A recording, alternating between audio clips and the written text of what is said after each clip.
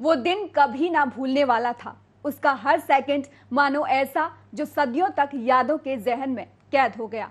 वो रात ऐसी थी मानो जिंदगी की पहली रात हो, जब मेरे मुल्क की आबो हवा भी कह रही थी वंदे मातरम, भारत माता की जय, इंकलाब जिंदाबाद। बदन में कपड़े नहीं थे, पैरों में चप्पल नहीं थी, पेट और पीठ का फासला भी मानो खत्म सा हो गया था, मगर चेहरे में चमक थी, आवाज में तेज था।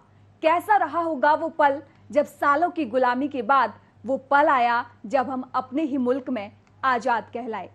यादों का कारवां 3 दशक पहले लेकर जाऊं तो मानो लगता है बचपन में इससे बड़ा महापर्व कभी होता ही नहीं था। तिरंगों और भारत माता के जयकारों से पूरा शहर जगमगाता था। 1947 की 14-15 की रात कुछ ऐसा ही नजारा था। मिठाई ना सही तो शक्कर ही सही, शरबत ना सही तो मगर पानी ही सही। यकीन मानिए उस पल हर कुछ अमृत सा लग रहा था। पंडित नेहरू ने जब भाषण पढ़ा तो एक खामोशी सी छा गई। लोगों में एक ऊर्जा का संचालन हुआ। खुशी इतनी थी कि आंखों से आंसू गिर रहे थे। नेहरू के इस भाषण ने जिम्मेदारी का एहसास भी दिलाया। भारत के सामने बड़ी चुनौती थी। बंटवारे के बाद देश के हालात नाजुक थे। दंगों की आग में देश जल रहा था, भुखमरी भी थी।